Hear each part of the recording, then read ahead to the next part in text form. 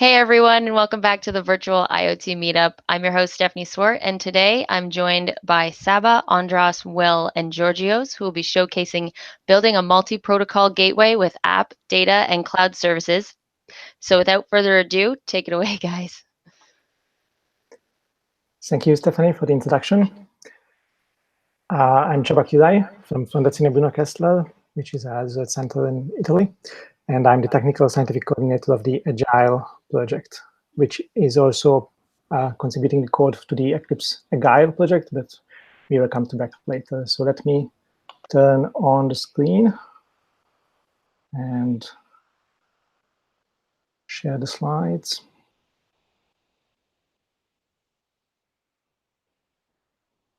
Okay, just let me know if you see the slides. Stephanie or Georges? I see them, and the screen sharing is working, so we're up and running. Yeah, that's great. So we all know that building IoT solutions is a challenging task, both from the hardware and the software side. So about 2.5 years ago, we posed this question to us: how can we enable developers and companies to deliver IoT solutions faster, providing feature-rich applications? And this is quite a generic question in an environment which requires a variety of skills, where you can have design choices which come to dead ends and lock-in effects. So looking a bit at the ecosystem in which we phrase this question, it's an ecosystem in which you have IoT cloud platforms. You have a number of them. At the time, you already had a number of IoT cloud platforms on the market. You have a number of device development kits for things themselves. You have lots of choices there. You have single-board computers, of course, the most famous one being Raspberry Pi, but there is, again, a large selection of single-board computers. And you have also a number of solutions which are already integrated, but these are vertically integrated solutions targeting one specific application, sometimes one specific vertical, but more one specific application vertically integrated. And you have protocols and standards, obviously, but you have many of them. You have lots of protocols, lots of standards. So framed in this framework, in this ecosystem, the question is still a bit generic. So we were wondering a little bit more of what we have to do, and thinking of what to enable. It's building for IoT device and sensor vendors. It's SMEs, it's makers, and it's companies that should build applications. But what they are building hobbyist solutions, they are building prototypes, they are building products. And when we are speaking about features, obviously they want security, they want protocol interoperability, cloud services support, and management of the devices remotely, maybe fleet management, all together.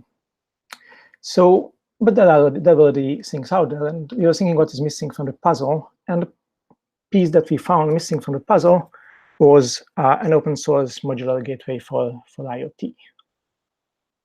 So I suppose for this publicum of Eclipse, I don't have to explain why we were going for open source, but why we were going for a modular gateway is more interesting.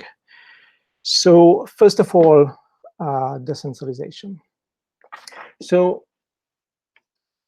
we believe in a vision of IoT in which decentralization is getting more and more space, where gateways are controlling devices, where edge devices are controlling data, and they are executing code, running applications. It is also important that such a gateway is extendable by new features, and it's adaptable to different verticals. And then there's the question of interoperability that we are trying to address. And there it's important that a gateway can be made compatible with different protocols, that it can handle different IoT devices, that it can use different and connect to different cloud services. And here it's important that you can choose, of course, which cloud services you want to connect to. It's your choice, but it's important to enable the choice, not to be vertically integrated. Then, as we said, there are lots of different hardware platforms for gateways, and it's a goal to run on top of those. And of course, to support different developer communities. That's again from surveys that we were running actually together with the Eclipse Foundation. We found that different communities have different needs, and we were trying to address these. And the final point, ease of use, is of course a must. So we have seen in the cloud segment the ease of use that it provides, and we are trying to do something on this also in other segments, providing development and operations which simplify the use of the gateway. So to build that gateway, we actually we were thinking what to do, and we were setting up a consortium. A consortium which is taking different actors from the ecosystem, and we were trying to choose actors from different segments. So we have technology experts, we have community experts, we have research institutions, and we have companies building solutions, so solution providers and SMEs. And today of these, we are basically having some representatives, plus one. So the Eclipse Foundation is obviously here. And then from technology providers, we have Raisin.io, which some of you might know, but they will introduce themselves. Then we have from SMEs, BioAssist, a Greek SME, and which is, again, will introduce themselves. And we are FBK from the Seduna Kessler CreateNet research organization. So one may ask what a research organization, why we are dealing with this. And one reason is, of course, research. It is among our research goals to study IoT architectures and architectures which are leading to more decentralized models. But it's not just that, and that's why we are building a solution. So just in our research center, we have groups working on AI, we have groups working on image recognition, we have groups working on video processing, image processing, and all of them are looking for solutions in which they can just add their business logic, and yet they can build a system which captures the whole ecosystem. So let's go back to our starting point, what it means for us to build, and let's speak about the prototype. So first of all, you need a gateway. And here, what we have is actually, in the project, we developed hardware for that. An extension to Raspberry Pi. One of the partners, Libellium, developed that. Then you deploy the software stack, and then what AGILE provides already is it's a self-contained gateway, which provides already a local management interface on which you can reach most of the features from a web-based interface, such as device discovery and management of devices. So the different sensor devices, the different actuators can be reached.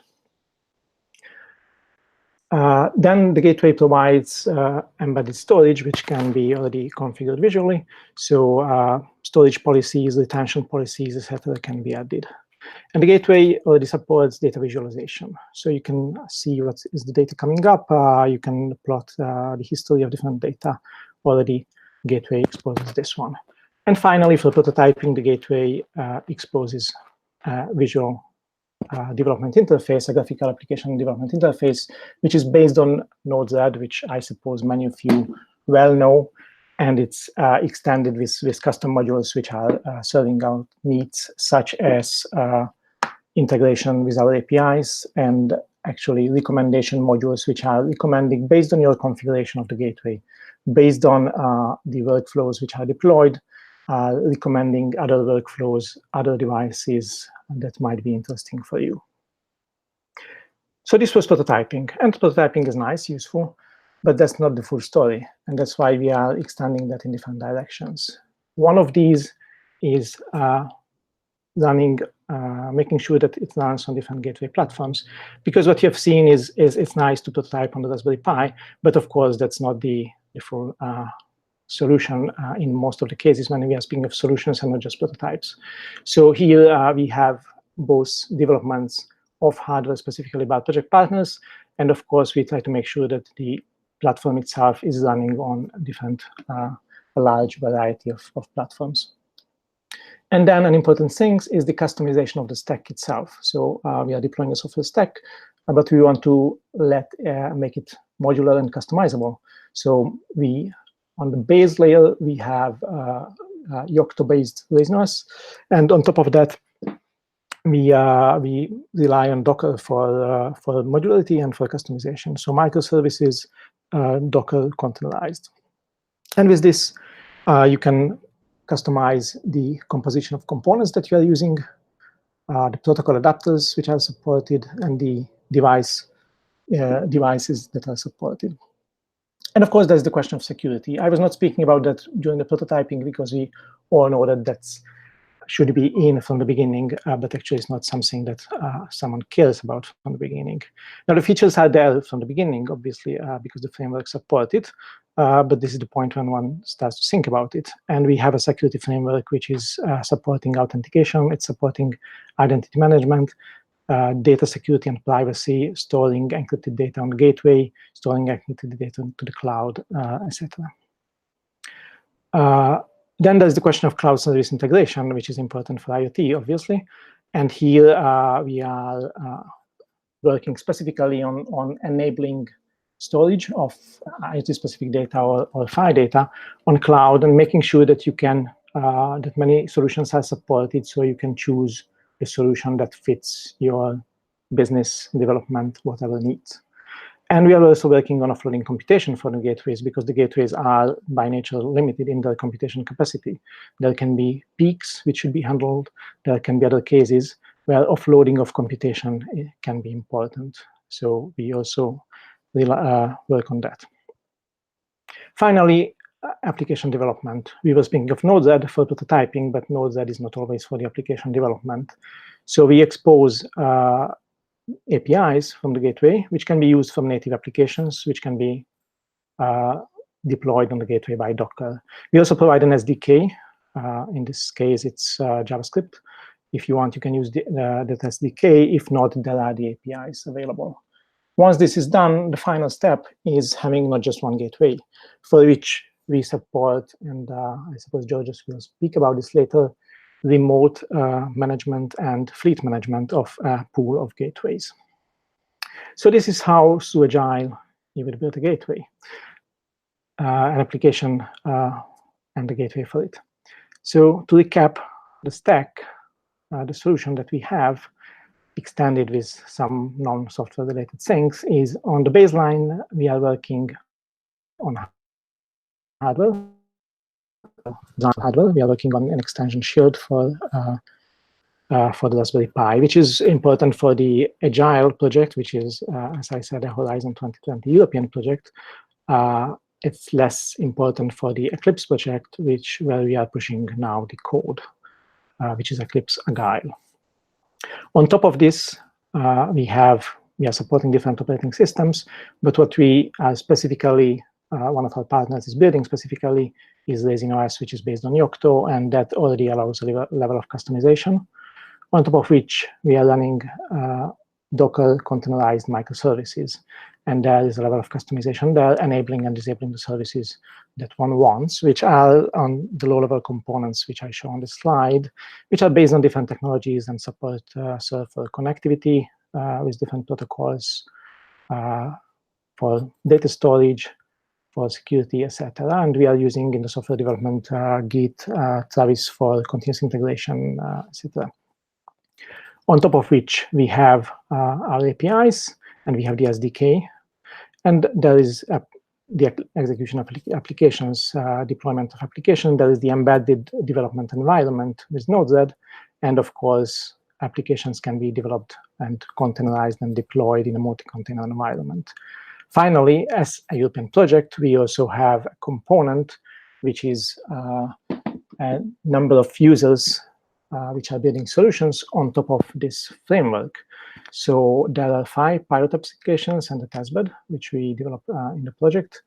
We even had an artist competition, and we had open calls in which we had 16 partners, of which we'll present one later on in the call. So with this, I will pass on to the next speaker. Let me just say that the Eclipse AGILE project is now in the phase where we are pushing coders. So you can, at the moment, you can find the code through the project website of AGILE, and soon you will find everything through Eclipse. Thank you. Thank you, Csaba. So it's my turn now. Yep.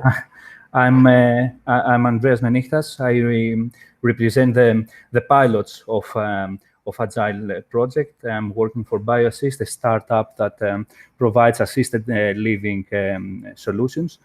And I'm going to describe you now how we develop a quantified self solution using the Agile software stack and the tools and technologies that Csaba just presented. Let me also share my screen.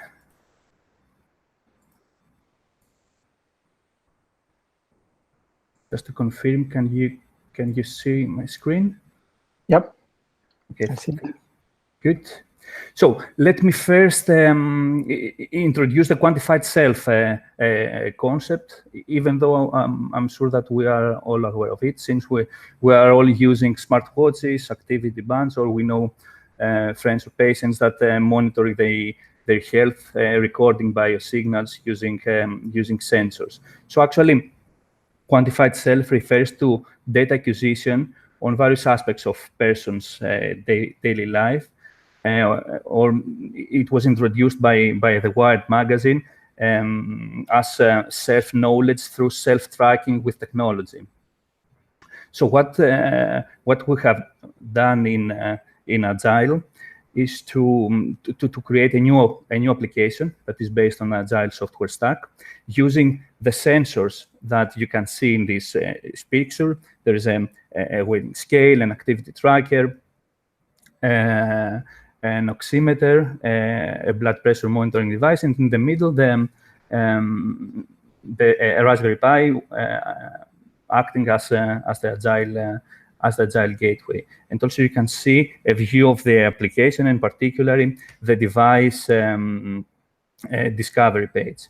So, in the frame of Agile, we developed, deployed, and we're currently operating a quantified self solution that exploits several of the Agile features and capabilities. And this process actually was very challenging, since we needed to support several different types of devices and to automate the processes, since we're talking about a home deployment. Be able to acquire and process different kinds of data. In some devices, we have single values. In some others, we have streaming data, and also work with different workflows, both during the acquisition of data from the sensors and also for their processing. So it's not a typical IoT setup, I could say, where devices are always on, connected, and streaming continuously data. It's a different scenario. The user enters his home with activity tracker. The activity tracker automatically connects with a gateway. The data are stored in the gateway, and the user can log in via web interface to see the measurements, get recommendations, and so on. We also have to deal with security and privacy, since this is since these data are sensitive. And also, since we're talking about for a solution that is deployed in a home scenario, and we expect that it will be used daily by non-experts, then it should be robust. It should be easily updated. It should have an intuitive UI and provide the required levels of usability, automation, and so on. So how exactly we did this using Agile? Agile provides some core functionality, as Csaba described before, out of the box. And in our cases, we could connect the application with the BLE sensors very easily. We're using also the security framework offered by Agile for user management and user authentication. And it was also, we also exploited the different policies that were provided by framework for accessing the data. Another interesting aspect is that we also enhance the application by providing by connecting the application with different cloud platforms, both for importing and exporting data, a feature that is also provided by Agile. Another aspect is also the presence of Node-RED as a development environment, which allowed us to do some fast prototyping for the application, both regarding the acquisition of data and their processing. So to summarize about the stack, I could say that the tools that are offered by Agile provide a very good abstraction layer between the hardware and our application, simplifying the process for deploying software, managing libraries, and also the same for the Dockerized deployment model that keeps things clear, allows the developers to focus on the features of their application, and also the fact that we have this modular approach. In some cases, you may need a feature of Agile. In other cases, no. So the overall solution is very efficient. You can see here some other views of the application. Here are the steps, the distance, the calories burned for a user, the sleep, and also a dashboard with some reports. So to summarize about the quantified self-application and Agile, regarding the sensors and the data, we managed to achieve automatic synchronization of activity data and biosignals from sensors using the REST APIs provided by Agile.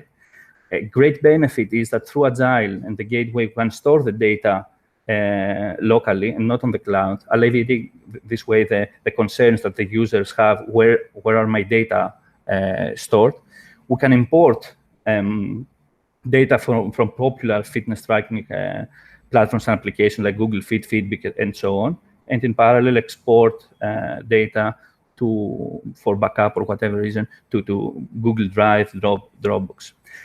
We can provide to the users an advanced user experience since the application can be accessed via a browser from everywhere. It can be multi-user. This is provided by the security framework of Agile. Recommendations are also provided, and also for advanced users or for prototyping, access to the nice development environment that is based on Node-RED. Another aspect regarding the deployment and operation, we have a competitive price here because we have a gateway with a lot of features that is of very low cost, and the fact that we're building on top of Resin OS, we can update the application and the system remotely, and everyone is and the users are always up to date with the latest features and fixes of the application. You can see here, for instance, the management dashboard of a particular device with the list of Agile containers that are currently deployed. Besides the quantified self-pilot, in Agile we have some more pilots, like pilot B here. The Agile gateway is deployed on UAV to acquire data beyond the line of sight from ground-based stations, either on open field or on animals. We have an air quality and pollution monitoring pilot that uses the industrial version of the Agile gateway, and the solution is very competitive in terms of price and quality of the data that are collected. A deployment on retail shop for monitoring the temperature from the fridges, for instance, the stocks or the presence of customer in the cashier, and also port area monitoring, responding to emergencies, again with the Raspberry in a drone, but in this case, the sensors are also together with with Agile Gateway, streaming directly data to the emergency services. I think it's interesting for the people that are interested in Agile to have a look in our wiki page when they can find information about guidelines or best practices or lessons learned for the pilots that are just that I just mentioned, and follow similar approaches to use Agile. So basically, that's all from my side. Now we can hand over to Georgios. Hi, everyone, and thanks, Andreas. Hopefully you can hear me okay. My name is Georgios Mikalakidis. I'm based in London. I'm part of the Resin.io team. I'm an R&D manager. Let me just share a few slides. So I'll try to avoid duplication of information, which obviously Tsaba and Andreas already shared. But I will try to give you an overview, essentially, of the rationale behind the project, which we started improvising, I think, a good 4.5 years ago now. It must have been 4 years, certainly. And which, sorry, still trying to find my slides here, and which resulted in the Agile project.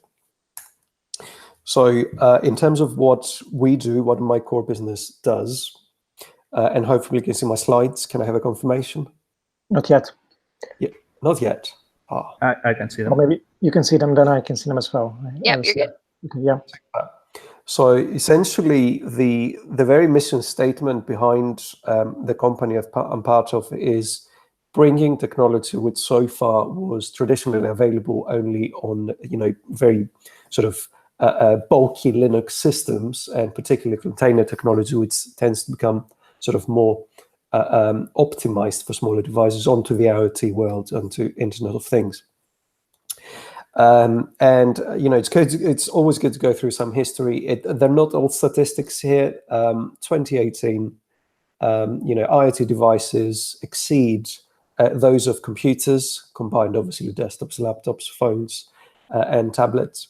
By 2020, the expectation, and that's from an Ericsson white paper, is that those devices will actually exceed 50 billion. For comparison, in 2018, we're looking at roughly 18 billion. So we're looking at a huge change. Now, the good thing for us is that we actually were onto this kind of change years ago, driven essentially by the project coordinators at at CreateNet, and as we started building this consortium of partners. Now, one of the things that we needed to nail is the fact that by making more compact devices, like the Raspberry Pi computing module, etc., people's need naturally would increase in terms of what they expect for those devices to be able to achieve. Devices become smaller, they also become more powerful, and that created essentially a boom in the use cases being deployed on such devices. This actually led us, as a consortium, to bring together, I believe, 14 total partners. Partners which are quite diverse in terms of their skills and capabilities, and this was always an informed decision that was made. It includes people like University of Passau with huge expertise in security. It includes Telgrads, which again have a lot of expertise in recommendation systems. It includes anything from blockchain companies working on blockchain technology. It includes the Colossus, which is Atos. It includes obviously the Eclipse Foundation, which are the kind hosts of today's event. And I could go on forever. Some of those you will see later on as I present certain parts of the platform. Now, me as Resin, with my Agile hat on, I lead a work package which has to do with the integration of the various components that allow that gateway not only to operate, but also be useful both for the project partners, but also beyond the project, which ends this coming December, to other companies or makers and hobbyists. So In terms of a brief overview to the Agile solution, we know that developers really want to concentrate on the hardware that they build, if they build hardware, and the application that is delivered to their customers, if there is such an application.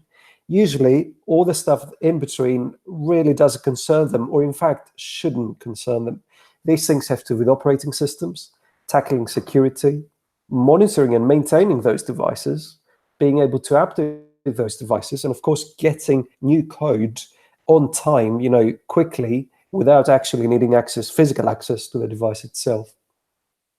So, two components that I had the pleasure of actually working with the Agile Consortium on, which I think essentially are quite detrimental to Agile working as a system and its whole stack, is its operating system, which I think Chaba already mentioned, is based on a Yocto implementation called Resin OS, which really, we started from scratch, taking certain parts of Yocto to deliver a solution which is fast. It enables that workflow that the users expect.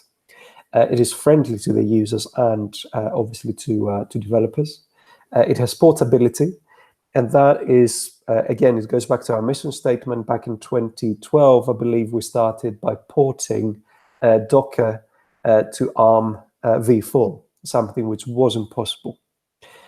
In terms of another component that the Agile Gateway contains, and again, the reason why I'm showing this is because it helps developers with things that they shouldn't need to worry about when developing their products and use cases, is the container technology. We developed a solution, called it Balena, and this very much was also notified by Agile requirements. That has a tiny footprint compared, obviously, to other alternatives. It supports multiple architectures, which is in our DNA. It allows for deltas, and we'll explain a bit on that when we also discuss with Will from AirX about their use case of the potential chaos that a slow deployment or redeployment or new code push could actually cause in set devices, which we think is actually one of the positives out of Agile.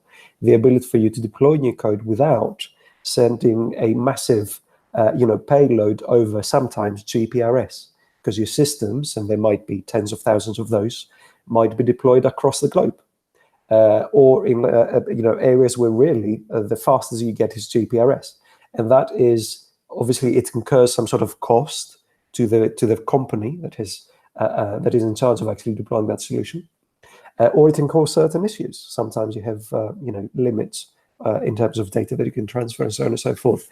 Again, I could go on forever in terms of those features, but the point being that is that Agile had an initial, I'd say, years, likely just under a year perhaps, where we explored technologies out there, explored partners that we could work with, explored what the users wanted, explored how we as the Fortnite partners behind the project could actually advance our own technologies and make them fit, not just for the duration of the project and for the period that the project runs between 2016 and 2018, but actually far beyond that.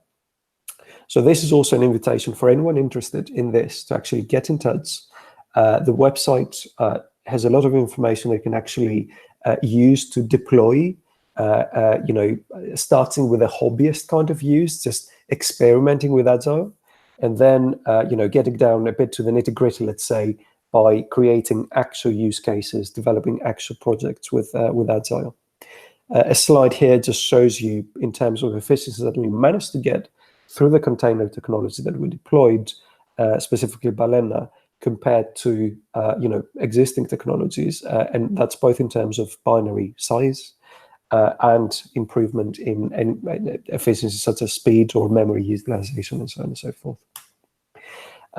You saw this also in Andreas's presentation. It's an example of a device which is, no bigger than, 30 centimeters perhaps in size.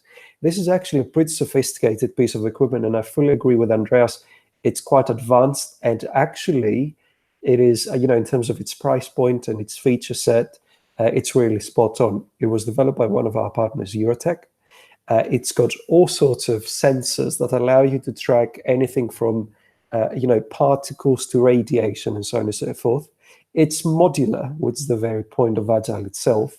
The reason why I'm demonstrating this is because it was part of the project. It was delivered as part of the project of a work package that had to do with hardware development. It doesn't mean that every one of the interested parties would actually need to develop a massive piece of hardware. And that's the other beauty with Agile. You can deploy it on a single Raspberry Pi, ideally 3, so that you get Bluetooth and Wi-Fi connectivity out of the box without extra modules. And it's got, fair, I suppose, CPU power and RAM availability, as well as memory, obviously, which you can plug in. This is an example, obviously, of a quite advanced use case.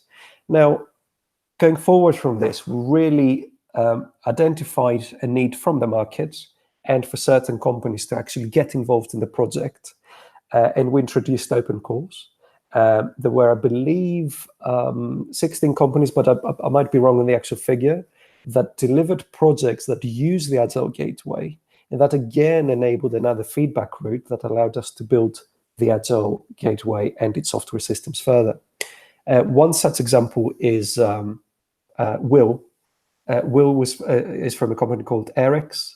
And obviously, I could not possibly describe their use case and what their product does better than he can.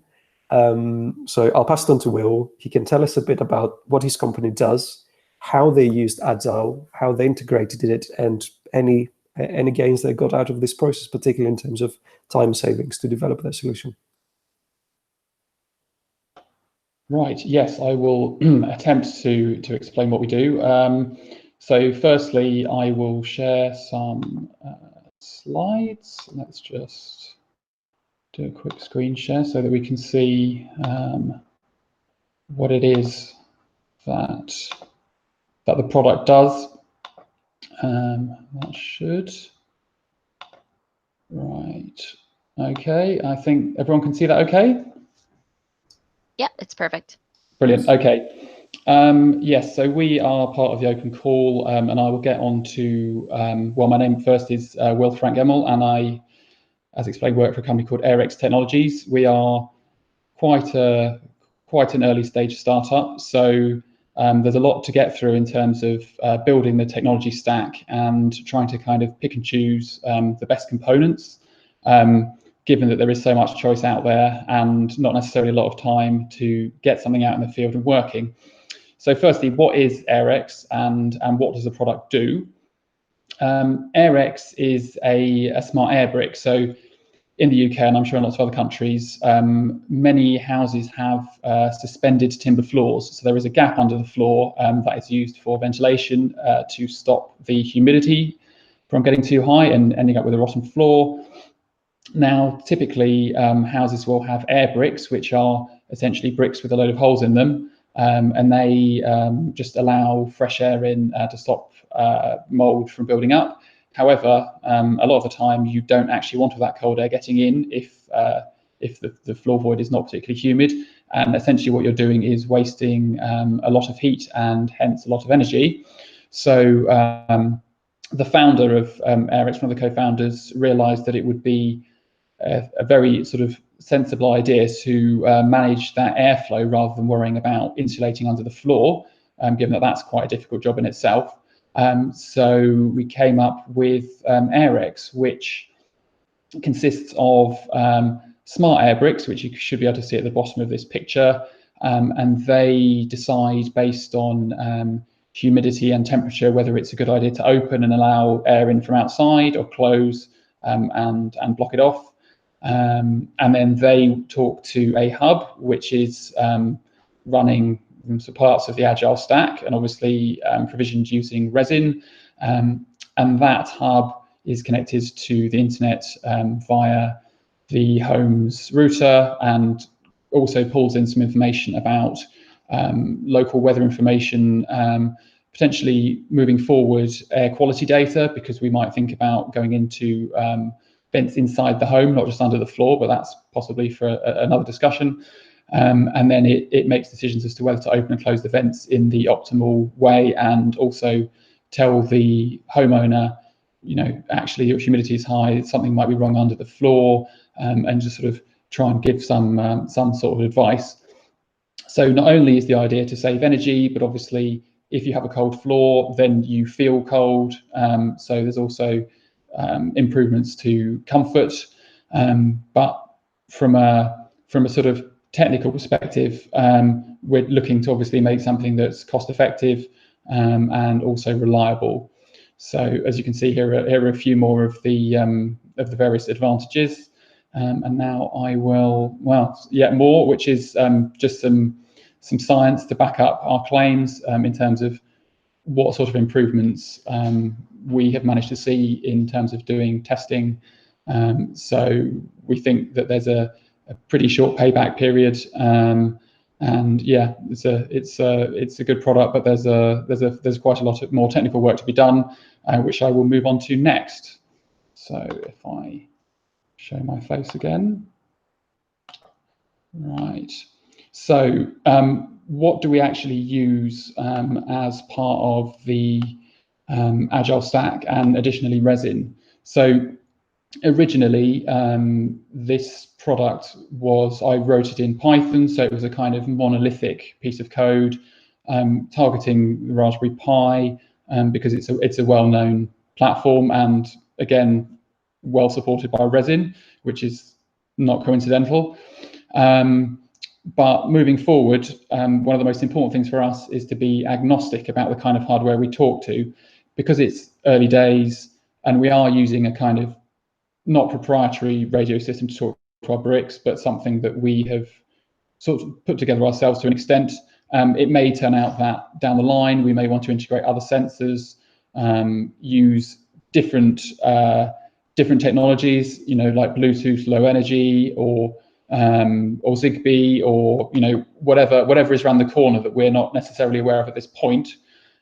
So it was important to pick something that was agnostic, such that there is potentially a bit of an ecosystem which could provide us with useful tools that we can pick and choose to get the job done, because ultimately we have expertise in terms of what should be done in the house, the environment and things like that, but we are not a huge company when it comes to developing whole new software stacks. So it's really not a great idea to build something from scratch, even if you have a lot of confidence in your own abilities.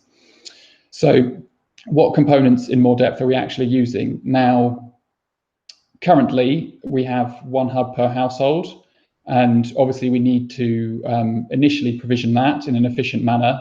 And we also need to be updating it safely and reliably, because what you don't want to do is install something in someone's house and then have to come back every 5 minutes to replace it. So provisioning is done through resin we've got microservices, and currently we are targeting Raspberry Pi 3, and the actual story around provisioning has actually proved to work very well, in the sense that you have a unique identity for your hub or your device that you're trying to provision, and you have a secure way of monitoring it, configuring it, and sending updates to it. Prior to that, we had something quite ad hoc, where you have part of the configuration, let's say in AWS, and a lot of the provisioning was done through various ad hoc scripts, which isn't really a practical way of moving forward when you come to scale up, because at the moment, while we don't have that many installations, potentially we're talking thousands, and more as the product matures. So we really needed something that had some level of future-proofing. In terms of the real specifics, at the moment, what we're doing is picking apart our monolithic Python application and containerizing it, and using bits of the Agile stack, sort of slicing functionality off it, so that moving forward we can then swap those out. So the first thing that we did was try and integrate the communications into the Agile stack using the standard way in terms of the interfaces. So I know it's been talked about before, but there are various APIs and interfaces that can be used. So Obviously, there's a lot of development done around JavaScript, but using Python, what we're doing is we're using dbus to talk to our sensors. And also, again, this is part of Resin. We are using Resin Wi-Fi Connect so that when you have a hub in a house that doesn't have an Ethernet connection, the user has a means of getting onto that hub and configuring it rather than having to do some sort of arcane procedure where they have to plug it in various places and then ring people up because it's not connecting. Additionally, again, talking about provisioning, which I think is our big challenge, what we may do is actually look more into the user interface on the hub itself so that when someone receives their hub, they can detect other sensors, manage some of their settings locally, rather than having to necessarily access our website or go through a third party. Now, this is fairly critical depending on the market that one aims at, whether it's people that like gadgets and are able to pay and want to kind of fiddle around, or whether it's housing associations where a lot of that management needs to be remote.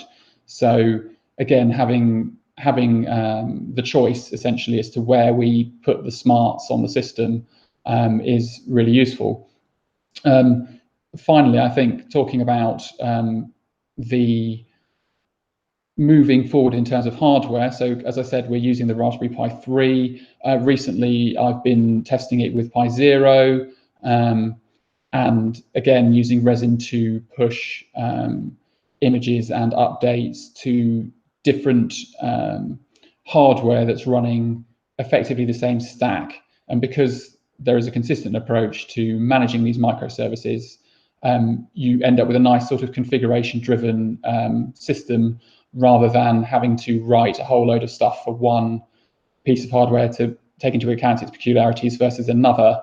And any issues don't necessarily take out your endpoint because you have, again, the containerization. So I think we've only really sort of scratched the surface on what certainly the Agile Stack can do and Resin, but it's very much a kind of moving forward, exploring more, adding more features as we go, and doing that in a kind of reasonably best practice manner, given that certainly in terms of my background, we're not IoT experts yet. So really that extra guidance in the framework allows us to be confident that we're not going to go down the wrong track and end up having to sort of backtrack. Yeah, so I think that's it from me. Plenty to do, but I suppose the last thing probably is just anything about learning curve. Again, talking about my personal experience, which is that I've been working with using Resin and the Agile Stack for approximately 2 or 3 months, and we have managed to containerize our application and also manage all of the sort of provisioning and configuration remotely already. So that gives you an idea roughly of how long these things can take and how relatively straightforward it is. And I think that's me done for the moment. Thank you for that. I think it's quite extraordinary actually to see stories. I won't say success stories quite yet, but that remains to be seen. But we just love to see people actually use the Agile Stack. This is, to be honest, one of the takeaways I'm personally looking to get out of this Virtual IoT event. I don't know if Andreas and Taba have anything else to say on that, but anyone who has any kind of interest in the gateway, or indeed has tried it, has faced issues, or wants to share success stories, I believe that someone's tracking comments on the live feed itself. So we'd be keen to hear that feedback. Absolutely. So I just want to say thank you to all of our presenters today and the community for tuning in. It was a fantastic presentation. We do have 2 questions. It was during, Giorgio, your segment. So the question is, does the gateway connect to Kapua? And what does LWM2M, OPC-UA, and Modbus integration? Or what about those integrations? Sorry, the first question was about Kapua, right? Does the gateway connect to Kapua? It does indeed. So obviously a combination of Eurotech and Eclipse technologies. There is compatibility with Kapua, but another thing with the stack is that we provide you the foundation, whether it's Kapua that you need and you might be getting it out of the box, you can still install any separate tool that you want. Essentially, you create your own tool belt using containers. So we provide you with a kitchen sink that includes Kapua, that includes our own recommendation engine. It includes the Agile UI. It includes Node-RED, you're free to exploit those, or as actually most do, build on those, use those for administration features, and then expand to develop your own UIs, or indeed abstract all that, hide it, and use it for the monitoring, the maintenance side, for the code deployment side, for the development side, and then have your own front ends or databases. The one that I forgot is that it also contains a database which includes out-of-the-box encryption managed by the security component of Agile, which I think Andreas also covered. I don't know if Taba and Andreas have any other comments on Kapua compatibility specifically. No, I've seen a question on Modbus, actually. I don't know if you can hear me. So for Modbus, we don't have any direct protocol adapter, but actually ELTech itself is working on integration of CUDA and in Agile. So how you can take parts of CUDA and use it as parts of Agile. And on that, they are working on an exact demonstration of how you use Modbus and then integrate it in the Agile framework through the CUDA drivers. So that's something we are working on. Your OPC UI is not instead. We don't have that yet. And what was the second question? So they were asking about the integrations, and there was another question. Are the protocol libraries included, and are they royalty free? That's probably a question for Taba. Yeah. So whether they are the protocol libraries are basically what we are using. We are basing everything on open source code, which is available. So we are not developing protocol drivers ourselves, but we are basing it on open source code. And those things which go into the Eclipse project for sure will be compatible with those terms, which I don't know if they allow non-royalty fee things. On that point, I'm not sure. I think as a potential follow-up, one of the project partners is Libellium. Libellium have developed their own code, and that's available obviously in their repositories even, both on GitHub and on the Eclipse project. That includes code for a hat, as we call it, on Raspberry Pi terms. And again, that allows you to use any kind of XB, ZigBee, whatever B modules on top of that. My understanding is there are no royalties behind those, and you're just free to use, because obviously that's the very point behind Agile. But if that question comes via another channel, or I find the person who asked it, we can actually refer them to Libellium. Protocols currently available, which include anything from LoRaWAN, BLE, ZigBee, Wi-Fi. The implementations are committed. I understand that if you have a device that uses the protocol, you can just go ahead and use it. Fantastic. So it looks like we have no more questions, but we will be monitoring our YouTube channel, our Twitter feed, as well as our virtual meetup page. So if anyone has any questions, feel free to leave them there, and we will send them over to our speakers to answer.